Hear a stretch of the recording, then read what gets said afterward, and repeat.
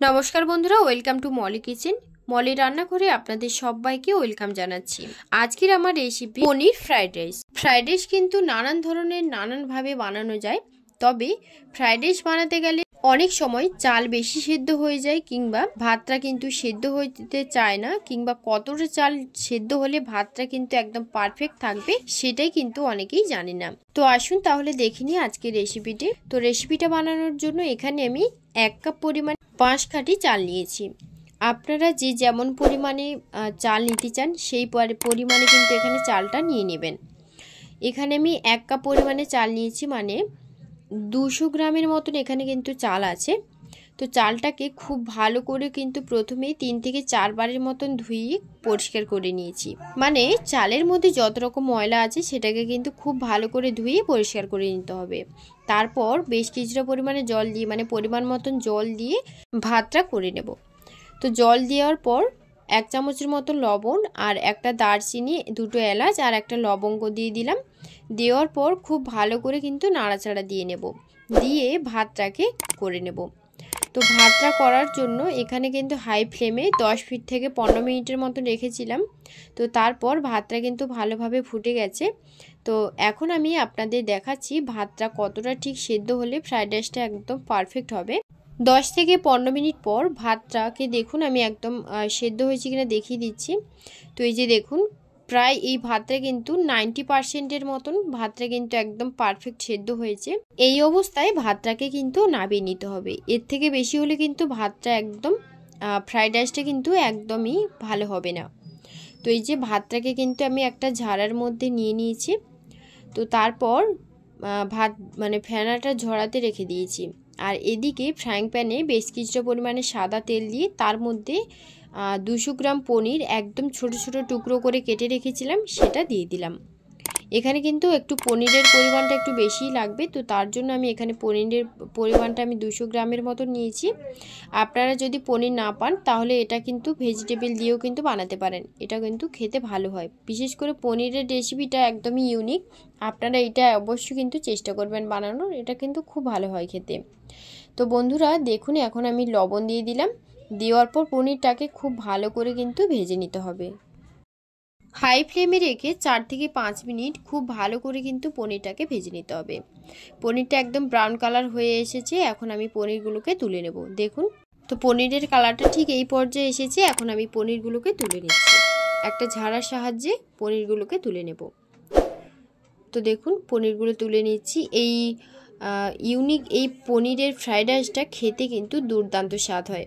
আপনারা অবশ্যই একবার হলেও এই রেসিপিটা বাড়িতে বানিয়ে দেখবেন, খুব ভালো লাগবে। তো সব পনিরগুলো তুলে নিলাম। এখন আমি এর মধ্যে দিয়ে দেব ফুলকপি। তো শীতের কিন্তু অনেক রকম সবজি এখন যেহেতু উঠেছে, তার জন্য সমস্ত সবজি দিয়ে কিন্তু রেসিপিটা মানে এই ফ্রাইড রাইসটা বানানোর চেষ্টা করেছি। এই সমস্ত সবজি দিয়ে কিন্তু ফ্রাইড রাইসটা দারুণ লাগে খেতে।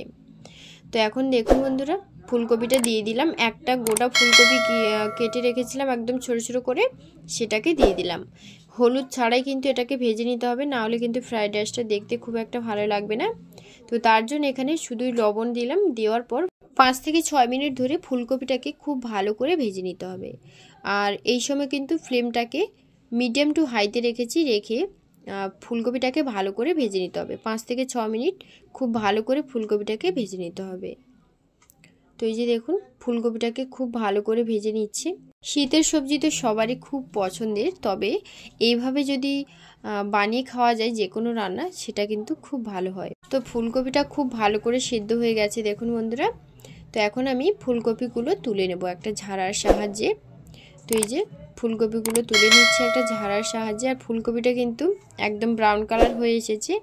আর এর থেকে বেশি ভাজতে গেলে কিন্তু ফুলকপিগুলো ভালো লাগবে না খেতে। তো ফুলকপিগুলো সবগুলো তুলে নিচ্ছি একটা ঝাড়ার সাহায্যে। তেল ঝরিয়ে খুব ভালো করে কিন্তু তেলটা ঝরিয়ে নিতে হবে। তো সব ফুলকপিগুলো তুলে নিয়েছি। এবার আমি কেটে রাখা বিনস, 200 গ্রাম বিনস আর 200 গ্রাম গাজর একদম সরু সরু করে কেটে রেখেছিলাম।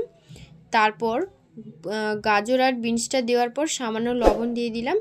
দেওয়ার পর আবারও সব কিছুকে খুব ভালো করে ভেজে নেব। মানে বিনস আর গাজরটা ভাজতে 4 থেকে 5 মিনিটের মতন সময় লেগেছিল হাই ফ্লেমে। তো দেখুন আমি গাজর আর বিনসটাকে একসঙ্গেই ভেজে নিলাম। আপনারা চাইলে আলাদা আলাদা করে ভেজে নিতে পারেন।